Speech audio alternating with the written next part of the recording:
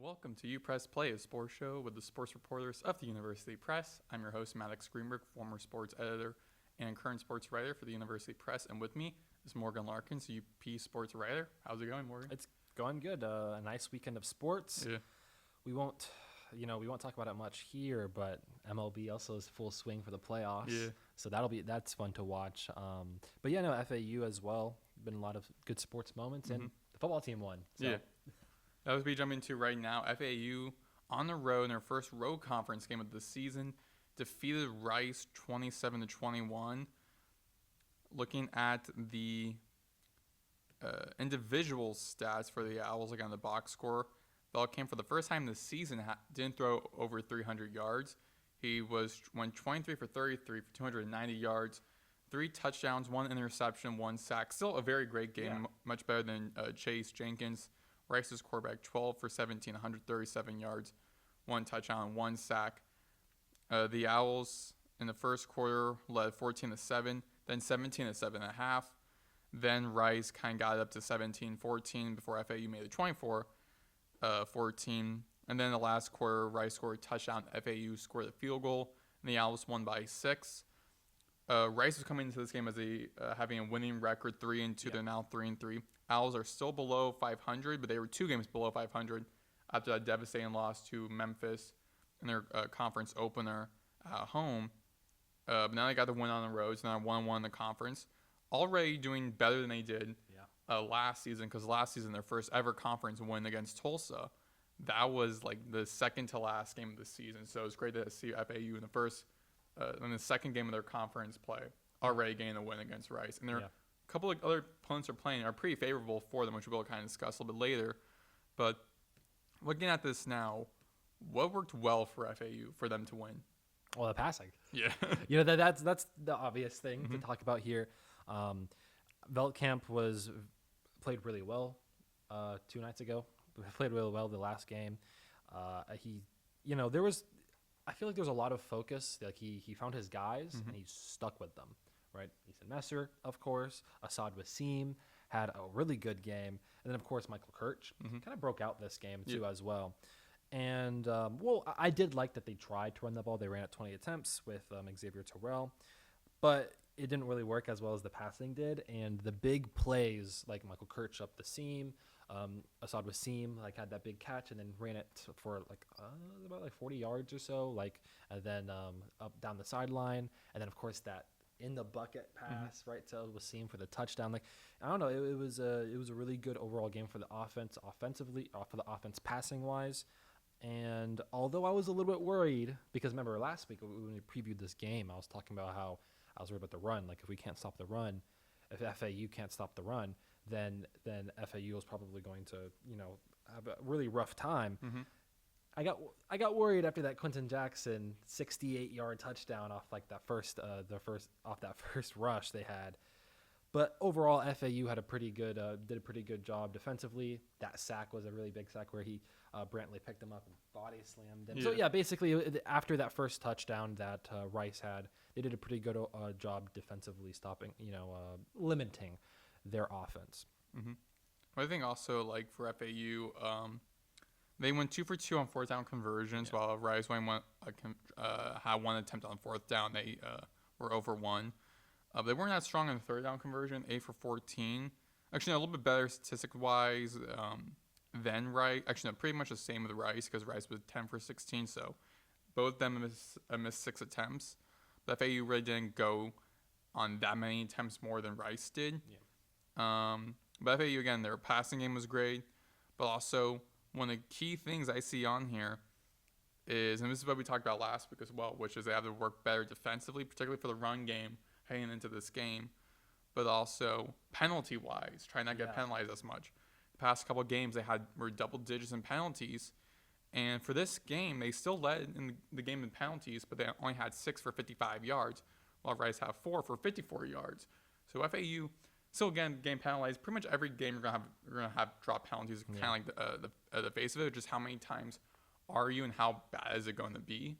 So for FAU, only losing about 55 yards in penalties, only having 6 of them versus last couple weeks having 10 and 11 for almost 90, almost 100 yards in those 2 games.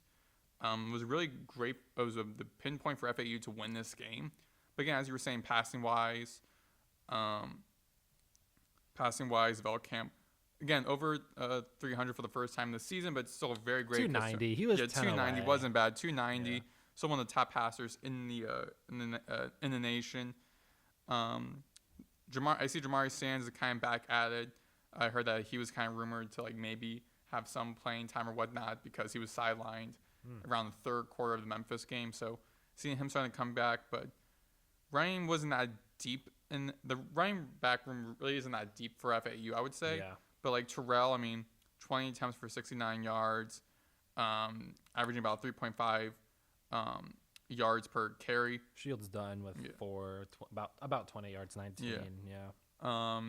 Overall rushing had about 103 total net rush yards, while Rice had 213. So the run defense for FAU isn't that great. That's one thing they have to work on.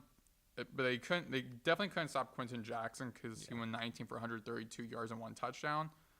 But I feel like they obviously won the passing game. A lot of receivers got the ball. Easton Messer led the team with 11 receptions for 110 yards. Asad Wasim, 3 receptions for 89 yards, had a touchdown. And Michael Kirch, a tight end, who's having a really breakout year this year, 4 receptions, 82 yards, 2 touchdowns. So the passing game for FAU is still very solid. I feel like that's something they don't have to worry about for FAU. Like the offense is going to do great. It's again defensively something you have to look out for. And limiting turnovers. Yeah, limiting turnovers. So, and also again, and not having to worry about penalties. So like looking at the defense, they had about 4 pass breakups. For tackle wise. Trying to see on the box score. How many total tackles they had? Yeah, how many total tackles? They had 79 total tackles. Okay, yeah. They only had 1 sack, which was from Brantley. Mm-hmm. 8 tackles for loss. 4 pass deflections. That was the Florida Atlantic defense. Mm-hmm. Yeah, so defensively, they're looking pretty good. I feel like for Rice, again, not a strong looking team. They were 3 for 3 this season. They entered the game with a winning record, but FAU was a favorite in that game, and it did show out. I thought it was going to be more of a larger margin of victory for FAU, honestly, more than 6-point win. Yeah. But, it's still a great bounce back after giving up 55 points at home the week prior. I think the reason why FAU continues to struggle, this game should have been a lot larger of a victory. You said it's because of those turnovers. Velkamp still threw an interception. It was over the receiver. It was maybe too much punch on the throw. Went right over the receiver, and it got deflected and went into one of the Rice defenders' arms. And then of course the other one is Messer fumbling the ball. It's just turnovers like that is just giving an extra possession or 2 to the other team. And if we can limit those more, maybe those drives would have turned into points. Mm-hmm. You know what I mean? Yeah. And so looking ahead, FAU will be playing against UAB this weekend, 6 p.m. in Boca at home. So definitely show out for that game. FAU, I believe is a double-digit favorite. I would assume, or at least a 6-point favorite against UAB. UAB. They lost 31-13 to Army the previous week, and before that they lost 56-24 to number 15 in the country at that time, Tennessee. So they lost their last 2 games. FAU coming in already off to a great start, coming in this game already having a win under their belt. So they're already with a 1-game win streak. They're having that. They're coming in very confident to this game. UAB. Definitely hungry because you lost the last 2 games. You want to get back in the win column. They're 2-3, so it's a battle of the 2 and 3s. They open up the season 2-1 for losing the last 2. UAB really, I know, definitely wants to try to win this game because lost the last 2. They want to get back a victory, particularly get a road victory. So scouting UAB a little bit. Who kind of stands out to you as that top player FAU has to like look out for? Well, I'll just talk about their quarterback, Jalen Kitna, who actually leads college football in passing yards so far, and he's only like 30 or so yards away from Veltkamp. But I mean, if you look at his numbers, his completion percentage is higher, so he's more accurate in the statistical sense. And 9 touchdowns to 4 interceptions. He leads the nation in passing yards. So that's the passing is going to, like this previous week, the Rice was the rushing team. Now we're facing another team that uses the pass more often. And I mean, so that's what we're going to have to look. That's what FAU is going to have to look at. Like that's what we're going to see as an audience. We're going to see FAU and UAB just passing the ball. Yeah, it's going to be an air raid. It's going to be air raid offenses going at it. So, yeah, the key, the quarterback for UAB is going to be what FAU has to watch. I think in general, what FAU has to do is limit those turnovers. Yeah. Because you see it right there. 4 interceptions from Kitna, 8 interceptions from Veltkamp. That Veltkamp can't throw interceptions like he's had in the past if they want to win this game, because UAB is also going to be throwing the ball just as much, and so far they've limited those turnovers, unlike FAU. However, UAB's defense is the problem here. Sorry, you want me to continue? UAB's defense is probably their problem here. Their defense is letting up 39 points per game on average, and that is 133rd out of 136 teams in the nation. Yeah. So they're only three ranks away from being dead last in the nation in defense, scoring wise. So theoretically, FAU's offense should have a field day against their defense. On paper, this looks like FAU's game to win. Yes, exactly. And UAB's to lose. Exactly, because FAU on ESPN, the matchup predictor, FAU is predicted to win 70.4% compared to UAB's 29%. Yeah, and of course, like all coaches, they always say we don't care what like Vegas says, but I mean, you kind of know when you're walking into a game like this, where you know it's gonna be a high-scoring game, but you also know that the opponent gives up about 39 points a game, so you know you're guaranteed at least have 39 points, which in any given scenario you're gonna win if you have scored 39, 40 points. So I'm definitely gonna be tuning into that game because that's definitely be a fireworks event. Unfortunately, I think it's gonna be on ESPN Plus, so it's not gonna be on national TV, but I think it'll be very fun to see. But I mean, both teams are 2-3, so have something to work going for them. They both want to get back to being 500. Yes. And of course, again, UAB, they are down 2 games, so they lost the last 2 games. They want to get back in that win column. FAU, they already came off of a victory, so now they're kind of walking into this game confident, and they want to have a memory of a goldfish and forget about the week prior, or a couple of weeks ago, where they lost 55-26 at home because it's another home game for FAU. So now they're like, okay, we gotta win this game because they want to win their first game in Boca this season. They want to have something for the fans to come back the next week or the next home game. They want to pump those fireworks. That's the reason why they got Kidley he kind of perfected the air raid type offense. He got a quarterback whisperer. He came in and saying we're gonna have a lot of high scoring games. This is definitely one they will almost guaranteed to get. And looking at the history between these two teams, FAU leads the series 6-4. At home, they're 4-1 against UAB. The previous matchup 2 years ago, it was a high-scoring game. FAU unfortunately lost that one, 45-42, where the first quarter they were scoreless. In the last 3 quarters, they scored 14 points each. So FAU and UAB. In the previous game, also a very high-scoring game, so most likely this game as well. So basically, the swing factor for both teams is going to be defense, right? Whoever's defense can actually step up for the occasions. They don't have to be, shut down, but when moments arise where they need to get a stop, prevent touchdowns if there's a turnover, limit the offenses to field goals, not touchdowns. That's going to be the team who wins. That's what it's looking at so far. Yeah, and I will. And I was saying the rushing for UAB again, rush defense. I think is the biggest thing to look at for FAU defense. So it looks like their secondary is doing pretty good. Yeah. Defensive line, they get to the quarterback every now and then, But like the run game we saw against Memphis, they struggle against that run game. And Memphis, granted, is a very run-heavy team. Rice, their run game ran all around FAU in that game, even though FAU still won because they won the passing game. So defensively, FAU needs to be better stopping the run. But for UAB, their leading rusher, Javon Jackson, 63 attempts, 380 yards, lost 11 yards. It has about 369 yards this season, 3 touchdowns. They have 2 running backs, also Isaiah Jacobs and Solomon Beebe. Both have 2 rushing touchdowns. So the run game for UAB is also pretty strong. So FAU, that's one thing that balance. That's one thing that Brett Dewhurst. I'm still really have full confidence in because FAU also gives about like 30 plus points a game as well. So again, granted, this game is going to be high scoring no matter what, but definitely the defensive coordinator Brett Dewhurst has to make a game plan for the run game. They have to stop the run. Got to stop Javon Jackson, Isaiah Jacobs, Solomon Beebe. They have to get to the quarterback, Jalen Kitna. For the sacks this season for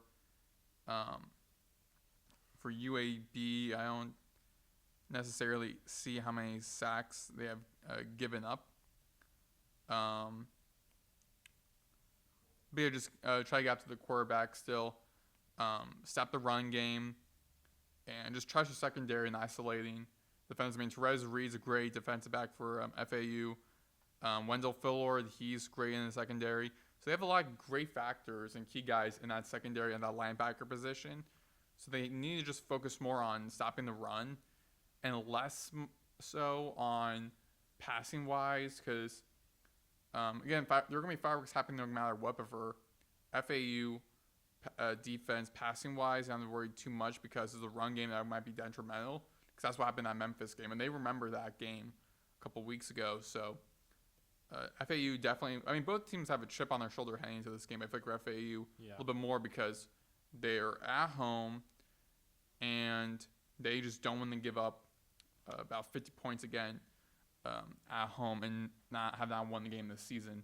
Because when we have home field advantage, you're supposed to have home field advantage. Yeah. You're supposed to win at home and defend your home turf. And so far, it's the opponents that have won FAU's field. So they need to prioritize and gain this victory, stopping Kitna, stopping the run, and just trusting in Velkamp in their passing offense. Because I mean, the run game is not going to be too strong for FAU in this game. I don't think so. It's going to be more on, again, just passing wise. Both teams are going to be very electric. It's going to be a high scoring game. I definitely do see it could easily be like 40 plus points. Yeah. Each team could be a back and forth battle. But with the back and forth battle, like say both teams are tied 42-42, what would be the biggest difference maker in that game between these two teams to determine who will win, who will lose? Turnovers. Yeah, like that's why I'm struggling with predicting this game. On one hand, statistically, both offenses are really explosive, right? And you look at their defenses, and while both are bad, UAB's is slightly worse. But then again, you mentioned the penalties and you mentioned the turnovers from FAU. Makes me want to lean UAB a little bit more, right? Because 42-42 in a scenario, Caden Velkamp gets the ball, he has a little bit of pressure. It's the final drive potentially of the game for him. So like what he's going to do, he gets a little bit more antsy. So maybe he takes a sack that he shouldn't take, or he throws it in double coverage and then it's picked off, or it's a fumble, et cetera, et cetera. That might be the difference maker. So that's why it's a little bit tough to trust in those scenarios. It's a little bit hard to trust like FAU in those scenarios because of the fumbles lost, because of the interceptions Velkamp throws, et cetera, et cetera. However, although a lot of those interceptions came against Maryland, a Power 4 team. So, give or take. But for me, it's the turnovers. Then move on to our next subject. We're talking about just a couple of other teams around FAU and how they're doing. So for the volleyball team, they are now 12-5 this season. They won 2-0 over the weekend on Friday and then Sunday against North Texas, and then on the road to Temple. North Texas entering their game on Friday 11-3. They're now 11-5, I do believe.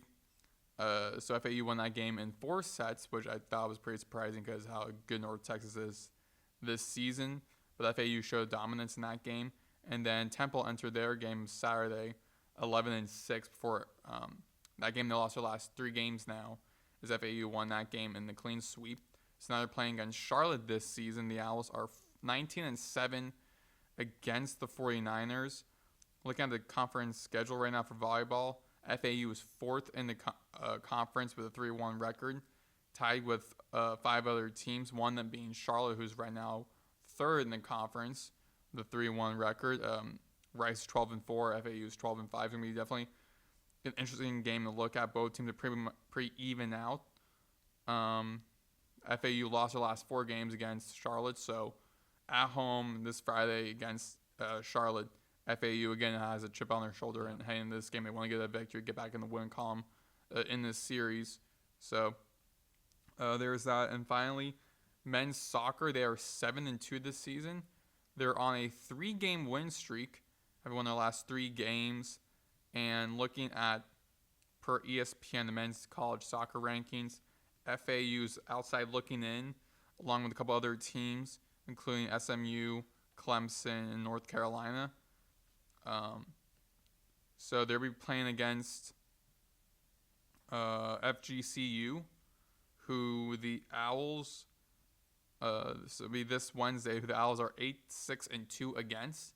The last game the Owls won 3-0 over FGCU, almost the same time last year on October 15th. The Owls won the last 2 games, so the Owls of soccer, looking at them, how they are a soccer team, and they were ranked a couple of weeks ago to begin this season, and seems probably might be another easy test for them against like FGCU. Again, you never really can tell with like soccer because it's such a low scoring game. Whoever like gets the ball can easily score a goal. Like they're gonna win that game. The game could be tied 0-0, or you could just get like a goal and all of a sudden you win. So. FAU, interested to see how they play in that game. But finally, to end things, end this episode, other news. So the NFL Week 5 almost is over. We have another game tonight, which we'll preview a little bit later. But first, looking at Week 5, a couple of the big games. The 49ers defeated the Rams on Thursday Night Football. That was a big game. In overtime, 26-23 was a good game. Vikings defeated the Browns on 9:30 on Sunday in London, 21-17. And Sunday Night Football was a big surprise. Patriots actually defeated the Bills, 23-20, with a game-winning field goal in regulation.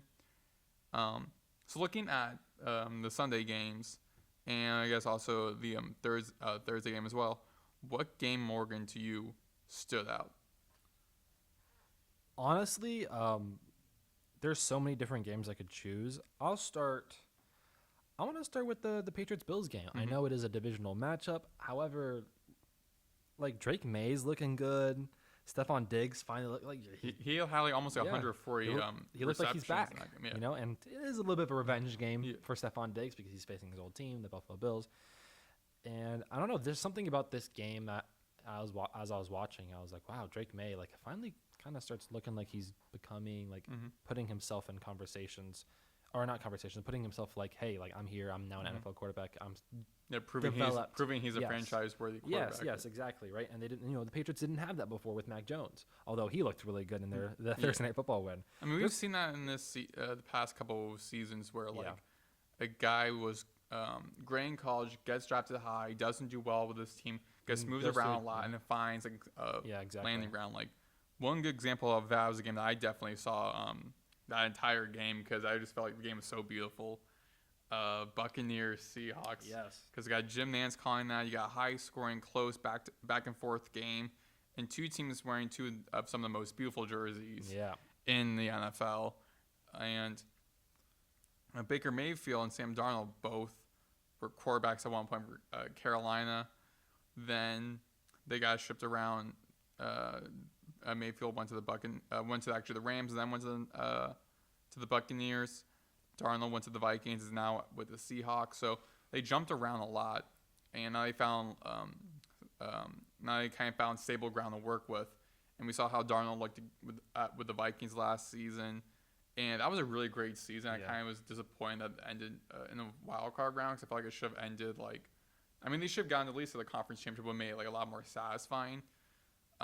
With the Bucs, though, Mayfield's having a great season. The team is 4-1. The defense looks very solid, very good. Even though they're kind of thin they're down with their top receiver, Mike Evans, but their rookie wide receiver, I think, is an easy favorite to win Offensive Rookie of the Year, Emeka Egbuka.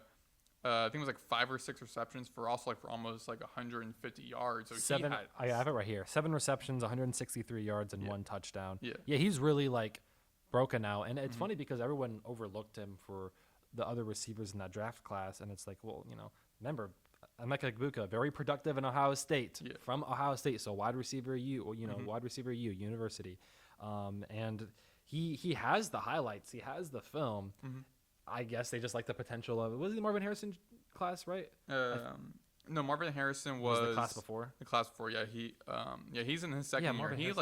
He got a lot more muscle in him over the offseason, got more build, and he's having a good season. They liked the size of Ted McMillan more. They, of course, Travis Hunter, even though he's not been really good at receiver this year compared to others. Bryant, I'm looking 2024. Yeah, but those other receivers that they drafted over him, but Egbuka was still just as productive, and he's proving it this year. He's proving it this year so far. He's the best rookie receiver and one of the best rookies. Yeah, but for me, I feel like the game that definitely stood out to me, because I was just the game that I liked. I think the game that stood out to me, that Patriots game, that was really surprising. Really didn't expect Patriots to win. And for Broncos-Eagles also. Yeah. How did Bo Nix play? J.K. Dobbins played well as he's continued to play this season. He just needed to stay healthy. That was the only problem he had while he was on the Ravens. Yeah. Bo Nix, didn't play as well as Jalen Hurts, for example. Still played pretty decently well and just game managed the game very well. Cortland Sutton continues to be good for the Broncos, an underrated receiver for them. It was a very interesting win, especially since it all came down in the fourth quarter where the Denver Broncos just exploded for 18 points. That was an interesting game to watch too. Yeah, and again for this, I don't know what, the 40th or 50th time now since 1907, there has never been a 17-0 team. So again, Dolphins fans still living their old glory days of the 1970s are still happy because the last 2 undefeated teams, the Eagles and the Bills, both lost in their games, very close games. Two really good teams. But for the game for me that kind of surprised me, you're going to really hate this, but because I saw the beginning of this until it got to be a blowout and I stopped watching. It was the Texans-Ravens, because I was thinking okay, Ravens not having a good year, Texans not having a good year, but both looking good or both are okay. Let's just see how this game goes. And I honestly feel and I think I put this down. You were surprised? Well, I was surprised to see how, again, we're seeing how bad it was. I just thought a couple bad start. They all figured things out. But kind of jumping to that, to one of the discussions that we're going to have. So again, for the Ravens, they give up about 30-plus points in all 4 of their losses this season. I hate this, but so I know you said a couple. I think last season I was having this discussion on UPress play, should the Ravens let go John Harbaugh? So I know you said that. It's a very family business, so you're probably not going to let him go because of that. But for the defensive coordinator, his second year, Zach Orr, should he be fired because he's in charge of the defense? They give up 30-plus points a game. They lost 44-10 against the Texans. So should Zach Orr be fired? If so, should they fire him soon enough? Because again, granted, Lamar Jackson, he's still injured. He's coming back in the next game or two. And also again, Derrick Henry is having an unusual down year this season. So a lot of different reasons for the Ravens not doing that well, but that's more offensively. I'm saying for defensively, 'cause the defense one I gave up 30-plus points. Should Zach Orr be fired? And if so, should they let him go in the next week or so? Because it's still early up in the season. I think the annoying thing, because just looking at the Ravens actually play, and also just based off of feeling, I would say yes. But then my brain gets working, and logically, and what the Ravens actually say during their press conferences, logically, it doesn't make sense to fire somebody when the entire stars, all the star players, are injured. Mm-hmm. I mean, they're kind of banged up in the secondary as well. Yeah. I mean, Kyle Hamilton, he's out. I think Marlon Humphrey also got injured, so they're losing a couple guys in the secondary. You don't have Roquan Smith, and all of your great players on the defensive line are also out. Justin Madubuike, Travis Jones, et cetera, et cetera. The list goes on, right? And for that reason, it's very hard to fire somebody when that happens. And of course, you don't have the offense to keep up with the other team's offense because your star quarterback is out.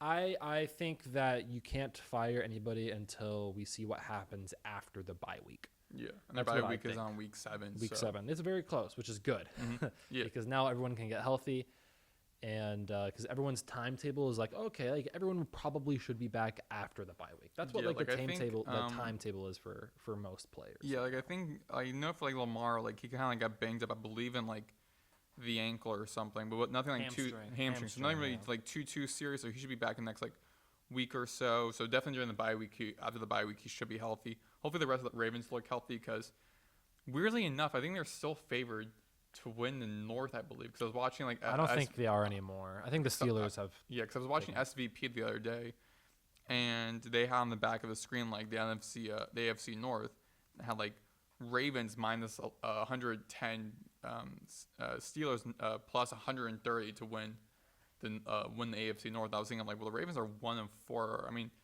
they're definitely, of course, playing a lot of teams that were in the playoffs last year, so they're having a tough schedule. But also, they're still favored somehow. Again, probably in the next week or so, a couple more guys on the defense, on the offense, be better.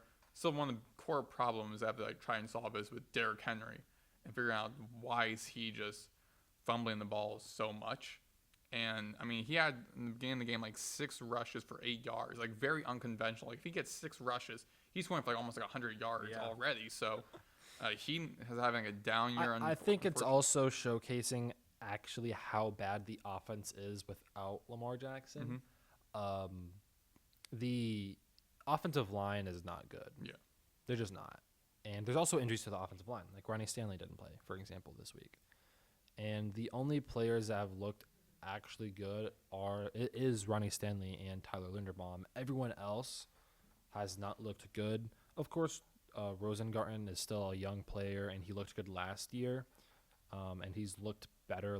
When you watch the film, he doesn't look too bad. But both the guards on both sides need to be replaced and need to be addressed. And I fear that the Ravens' window is. I mean, we'll see. After the bye week, we'll see what happens. If the defense is still doing this and some of the star players are back and the defense is still letting up 30-plus points per game, Zach Orr probably should be fired week 10, week 11 or so. Yeah. So then previewing tonight's game against just past noon on Monday. So when this episode is up tomorrow, we'll see if we're right or wrong with our predictions. But so tonight the Chiefs are playing against the Jaguars. I think I believe it's in the Jaguars' first ever game on ESPN, their first ever Monday Night Football game. They're wearing their retro uniforms as well, which is amazing because those are really cool uniforms. Previewing that game, Chiefs are really heavily favored, 62.1% against the Jags. Mahomes right now this season has thrown for 939 yards. Trevor Lawrence 845. The Chiefs are 2-2. Jaguars are 3-1. Previewing this game, what are you expecting from this game? I'm actually expecting probably a closer game than some people might say. I actually think the Jaguars look pretty good. I think Travis Etienne's gonna have a good game. I'm waiting for Mr. Lawrence to finally, be Trevor Lawrence, but I think the Chiefs are going to ultimately win. I think last week was a momentum booster for them. They have Xavier Worthy back, and I think he adds so much more to that offense than people realize, right? And I think people are going to know that, throughout the season, because the first 3 weeks they didn't look good at all. And I think that part of that reason was because Xavier Worthy was out, and he adds that element to them. I think the Chiefs are going to win this game. I think it's going to be very close, though, because, of course, it's going to be at Jacksonville, and I think Jacksonville is also going to play really well. It's going to be a close game. Hopefully it's a Monday night thriller, but I'm going to go with a close game. Yeah. But I expect the Chiefs to win. Chiefs are 1-1 on the road. Jaguars are 2-0 at home. Chiefs are favored by 3.5 points in this game. A couple big guys for the Chiefs are questionable. Xavier Worthy, questionable. So is a defensive tackle, Norman Lott, and Christian Fulton, the cornerback. All of them are expected to play tonight. Rashid Rice is still out due to suspension. He's supposed to be back, I think, in next week or in week 7. He's supposed to return. The Jaguars, they have Travon Walker and guard Wyatt Millam. Both are questionable for tonight's game, even though they're expected to play. So both teams are kind of banged up and leading into this game. Jags been looking really good this season, much better than I assumed they would be. I mean, they're 3-1, and the Chiefs are 2-2. Chiefs went off to a slow start, but they defeated the Giants after being 0-2. Then they defeated the Ravens at home. Now they got the Jaguars. I think this is like their first like true test after winning their last 2 games. But we've seen historically in the past couple of seasons where, like I remember almost a decade ago, same thing for the Patriots when they were in their dynasty, where they started off the season like 0-2, 1-2, and then got back to winning like 11 straight games. So the Chiefs, past couple of years, like the same thing where they lost the first like couple of games. Everyone's like, okay, are they finally up? And then they get back to on win streaks. They won their last 2. I think, honestly, like I would like to see the Jags win this game, but I gotta agree with. Actually, no, I'm gonna make it fun because you said you have the Chiefs. I'll say the Jaguars. Okay. I think Travis Hunter is Travis Hunter not having a good season really as a receiver, not even much as like a defensive back. Jags got very close. I think this game is going to be again a lot closer and definitely be down to the last like few big plays. Again, the game is a game of inches. Like anything can change. Anything can change on a whim. I think because how banged up the Chiefs are with the receiving core, defensively they're doing okay. I think for receiving like the key thing, the Jaguars secondary has to capitalize on that, and the defensive line has to make it difficult for Mahomes. Even though Mahomes is very dangerous out of the pocket. Yeah. Lawrence having a pretty good season at 845 yards, 5 touchdowns, 4 interceptions. He has a good supporting cast with Travis Etienne, with De'Ami Brown, with Brian Thomas Jr. So I think I will say the Jags will win this game. Definitely going to be a very close matchup. But yeah, I could see the Jags stopping the Chiefs, even though I do also think on the other hand, like, maybe the Chiefs might probably just get back into the win column again and win the last 3 games and start getting back on a roll against the Jaguars. I mean, it's also the Jaguars' first game in Monday Night Football. It's supposed to be about 79 degrees. It's be a little bit humid. So the weather also could be affect the Chiefs in that part as well. So that is all for today. Where can they find you? They can find me on any social media platform, MJ_Larkins. You guys can find me on Twitter at Maddox Greenberg. Signing off. Have a great day, FAU. Peace.